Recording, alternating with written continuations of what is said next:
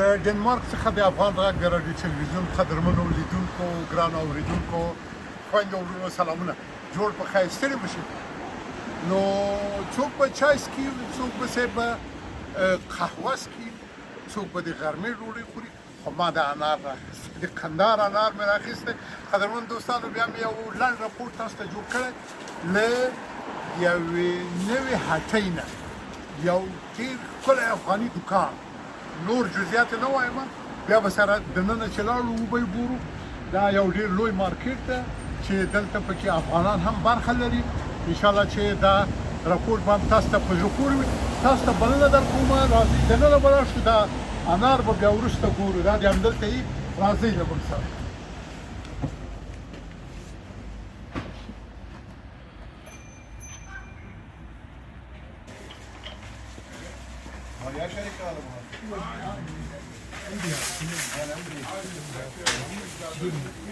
غوزان مې دلته پیدا کړل وطني غوزان دا راځئ تاسو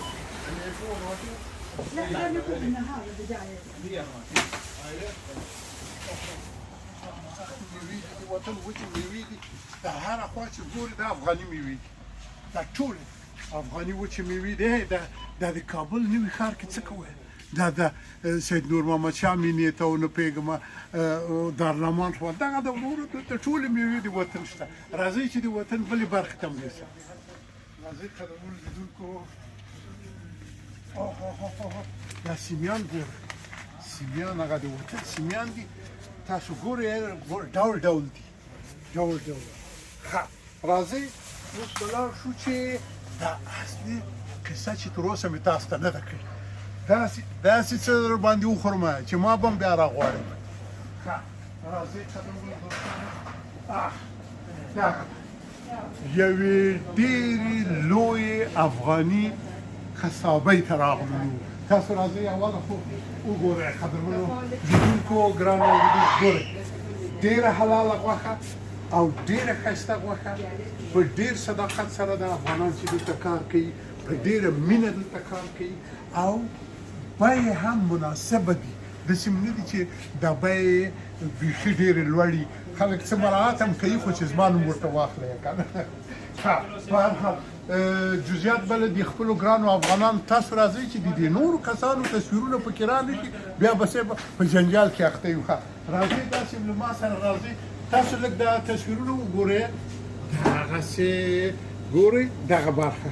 دغه د صاحب یعنې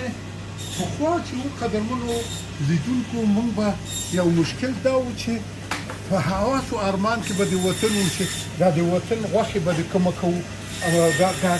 ښایسته ښایسته موږ خو د وطن که په کونړ کې وو که په بدخشان کې وو که په پکتیا کې وو خو په دې غوښو باندې ښه صحیح عادت او پخوا نه وې ولا د ډنمارک کې اوس د دې افغانانو په همت باندې دلته ډېر ښکلي قصابي ګانې او دوکانونه دا سره پرانیستل شوي دي نو راځئ اوهو ګورئ داسې دغه ده دا خو صاحب پښې دي د وریانو عجب خوراک هغه کلاپاچه نه دي هماغسې به دننه نو تاسو راځئ داسې چې لږ وړاندې تاسې راشئ تاسو دلته به راشئ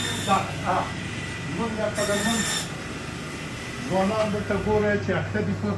ته ګوره څنګه ښه ماشین او دغه ده دا یې تصفیه کوي او دا هم دغه ده تازه غوښې دي چې راوړي ښه تاسو دا تصویر لږ وګورئ دلته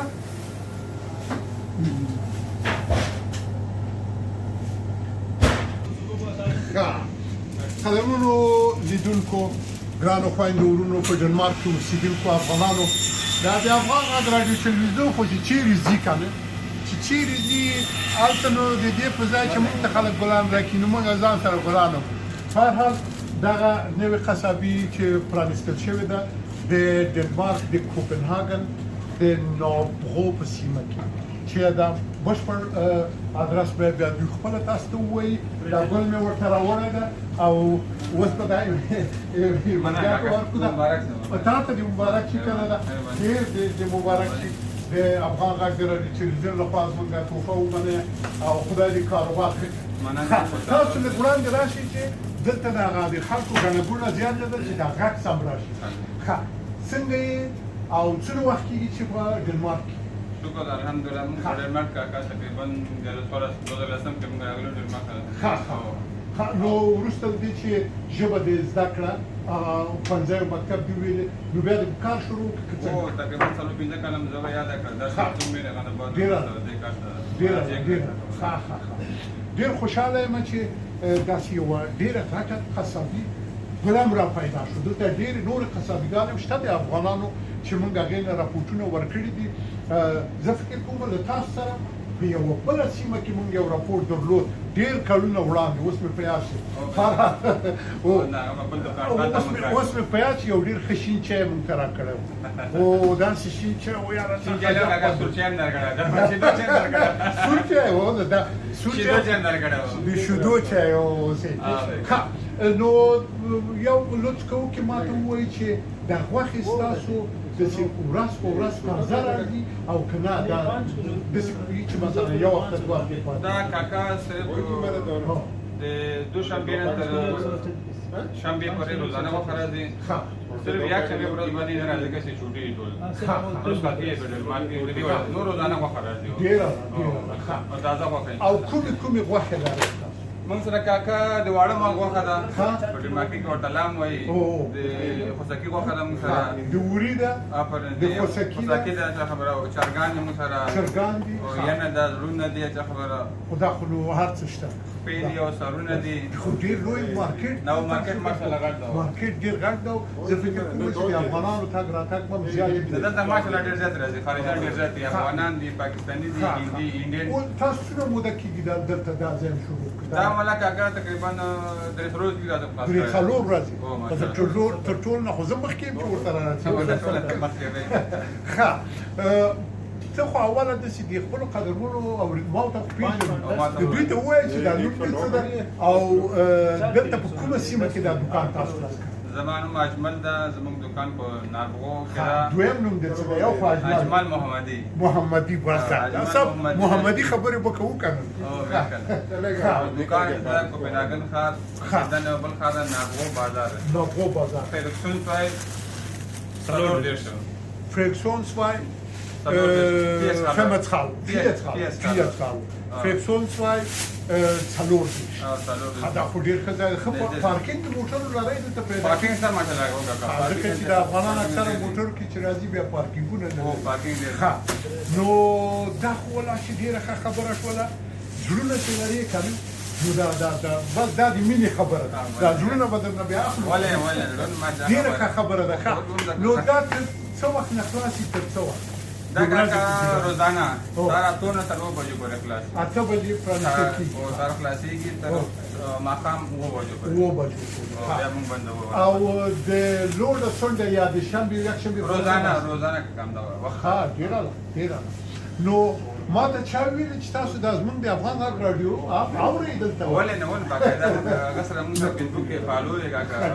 ډېره هغسې خو پوهېږم هسې خبره مې کوله زاړه یاران یاست چې ګپ ولګوو که نه ډېر خوشحاله شولم واقعا په زړه پورې ده زما لپاره ستاسو کار هیله لرم چې ښه وشي خو ډېر افغانان په دې هیله دي چې دوی وکولی شي چې که فرمایش ورکړي مثلا د مکمله یو پسه د واړه مال او یعنې دا کار هم بالکل امکان شته که تاسو نه غوښه څوک وغواړي هغه ادرس ته یې وروړلی شي که نه داسې نه چې 1 کیلو 2 کیلو یعنې د غټ مال یا د واړه مال درنه وغواړي امکانات شته بالکل خپله یې ورته کباب دا خبرې نه شوې دا تر اوسه نه ده پیل چې تاسو خپله ورته کباب آماده کړئ یو څوک ورته آماده کوو صرف فرمایش خلک وکړي موږ هغه ورته آماده کوو کباب دپاره غواړي څه دپاره نو هغې کې دا فرش و ظرف و دا امکانات هم تاسو هم لرئ خو ښه دا خپله څوک چې تاسو ته فرمایش درکوي بلنه درکوي هغوی به یې خپله ډېره دا یو پرمختګ ده چې دوی راځي د خپلو ټولو امکاناتو سره تاسو ته هماغه سیمه چې تاسو ورته یا یو کور ته او یا یو ځای ته ډېره ښه موږ زیات مزاحمت نه کوو ځکه تاسو هم دا اخیستونکي درته ولاړ دي دا څنګ کې د یو بل ملګری ده ته به د دې مراجعینو سره وغږېږې موږ به دوی سره تا نه ډېره مننه کوم مننه راتګ نه دی خوشحاله سوال وکړل ستړي مشي جوړ په خیر ساتي ته له وړاندې راشه کنه دا خپل ملګری ته باندې نوبت ورکړو ځان ځان درو پیژنه او څونه وخت کېږي چې په ډنمارک زما نوم دی سردار محمد په ډنمارک تقریبا 2011 کې راغلی 2011 کې سردار محمد راغلی 14 کال تقریبا